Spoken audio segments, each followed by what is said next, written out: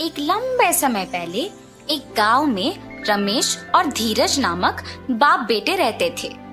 रमेश का एक छोटा चाबी बनाने का दुकान था। धीरज भी छोटी उम्र से अपने पिताजी के साथ रह के चाबी बनाना सीख के उनके साथ बनाता था। एक दिन धीरज और उनके पिताजी अपने दुकान में काम कर रहे थे जब एक आदमी आता है। मेरे घर का चाबी खो गया, मेरे साथ आके ताला खोलोगे? धीरज, बेटा तुम यहीं रह के दुकान को संभालो, मैं जाके घर का ताला खोल के आता हूँ। ऐसे कहकर उस आदमी के साथ जाता है। बहुत दूर चलने के बाद, यही मेरा घर है, ताला खोलिए। उसी गांव में पले पड़ने के कारण रमेश को उस गांव में रहने वाले सारों के घर अच्छे से पता था। उस आदमी के दिखाए हुए घर रमेश के पहचान के वालों का होने पर वो सोच में पड़ जाता है। बाबू, जो चाबियां मेरे पास अभी है उनसे इस ताला को खोल नहीं पाऊंगा। दूसरे चाबियों का गुच्छा घर के पास है, जाके ले आते हैं। ऐसे कहकर उस आदमी को जमींदार के पास लेके जाता है। प्रभु, ये आदमी चाबी खोने का बहाना बना के मेरे पास आया है और मुझे कोई दूसरे आदमी का घर दिखा के खोलने के लिए कहा, इसीलिए मैं इसको आपके पास ले आया। तुम बहुत होशियार आदमी हो, इसीलिए इसको मेरे पास ले आ सके। ऐसे जमींदार रमेश की तारीफ करता है और रमेश अपना दुकान वापस चला जाता है। पिताजी, आपने ताला खोला? और जो भी हुआ धीरज के पिता उसे बताते हैं। धीरज, हमारे पास ताला बनवाने के लिए बहुत सारे लोग आएंगे बेटा। उनमें अच्छे और बुरे दोनों तरह के आदमी होंगे, इसीलिए हमें होशियारी से काम करना चाहिए। कुछ साल बाद धीरज के पिताजी का देहांत हो जाता है और धीरज अकेले ताला बनाते हुए दुकान चलाता है।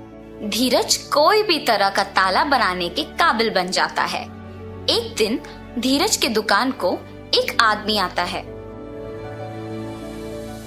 मुझे इस चाबी का एक नकल बना के दे सकते हो? जी हाँ, बिल्कुल, पर नई चाबी के लिए 500 रुपए लगेंगे। ठीक है, बना के दो। और धीरज वो नकली चाबी बना के देता है और गोपाल पैसे देके वहां से चला जाता है। अगले दिन भी गोपाल धीरज के पास एक और चाबी लेके उसी की तरह एक नया वाला बनाने के लिए कहता है। ऐसे हर रोज गोपाल एक एक चाबी लाके उसका नकल बनाने के लिए धीरज को पैसे देता था। वैसे एक दिन जब गोपाल नया चाबी बनवाने धीरज के दुकान पर आता है। आप हर रोज नई चाबियां बनवाते हो, इतने सारे नकली चाबियों का आप करते क्या हो? चाबियों को खोने का डर से मैं इन्हें ऐसे बनवाते रहता हूँ। ये कहकर चाबी लेके वहां से चला जाता है। एक दिन जमींदार के पास उनके कुछ प्रजा आते हैं। प्रभु, अलमारी का ताला वैसे का वैसा ही है, मगर उसके अंदर का सोना और पैसे गायब हो गए। जी प्रभु, हमारे घरों में भी वही हुआ है। ये सब जमींदार से कह के दुखी होते हैं। तुम्हारे जेवर और पैसे किसने लिए, इसका मैं पता लगाता हूँ। आप लोग मुझ पे भरोसा करके घर वापस जाओ। जमींदार के बातों का यकीन मानकर प्रजा वापस घर जाती है। सैनिकों, तुम लोग भी इनके पीछे पीछे जाओ। थोड़े दिन इन सब पे नजर रखो, किसी दिन तो वो चोर पकड़ा जाएगा। जी प्रभु।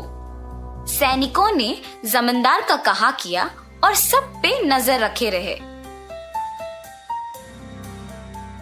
उन्होंने ये देखा कि सारे लोगों के पास एक ही आदमी काम करता था। हम सबको इस आदमी पे अच्छे से नजर रखना होगा। सही कहा तुमने, सबके पास एक ही आदमी काम कर रहा है। इसको खोए हुए जेवर और पैसों के बारे में जरूर कुछ पता होगा। एक दिन ऐसे ही वो आदमी एक और नकली चाबी बनवाने धीरज के दुकान को जाता है और उसके पीछे ही जमींदार के सैनिक भी जाते हैं। इसका नकली चाबी बना के दोगे? ठीक है, थोड़ी देर इंतजार कीजिए, बना के देता हूँ। धीरज चाबी को बनाते हुए सोच में पड़ जाता है। मुझे इस आदमी पे शक है, पर इसके वजह से मुझे बहुत पैसे मिल रहे हैं। वो इन चाबियों के साथ कुछ भी करे, मुझे क्या। और नकली चाबी बना के उसे देता है। गोपाल उसे पैसे देकर वहां से चला जाता है। सैनिक भी गोपाल का पीछा करते हैं और उस पे नजर रखते हैं। जब आसपास कोई नहीं होता है तो गोपाल असली चाबी को उसकी जगह पे रख के नकली चाबी से तिजोरी खोल के उसमें से सब कुछ चोरी कर लेता है। और ये देखते ही सैनिक उसे और नकली चाबियां बनाने के लिए धीरज को जमींदार के पास ले जाते हैं। धीरज, क्या तुमने गोपाल के लिए नकली चाबियां बनाई? जी प्रभु, मैंने गोपाल के लिए बहुत सारी नकली चाबियां बनाई। और तुमने क्या एक बार भी उसकी नीयत के बारे में नहीं सोचा? मुझे माफ कर दीजिए प्रभु, मैंने सिर्फ पैसों के बारे में सोचा है। पैसों की आशा में मैंने गोपाल पे आए हुए शक को भी नजरअंदाज कर दिया। अगर मैं तभी जमींदार को ये बात बता दिया होता तो अब मुझे ये स्थिति नहीं आती। ऐसे सोचकर दुखी होता है। गोपाल, जिस घर में काम करते हो उसी घर में चोरी करने पर शर्म नहीं आई? मुझे माफ कर दीजिए प्रभु, मुझे मेरी गलती का एहसास हुआ है। आइंदा ऐसे कभी नहीं होगा। धीरज और गोपाल को उनकी गलतियों का एहसास होने पर जमींदार उन्हें माफ कर देता है।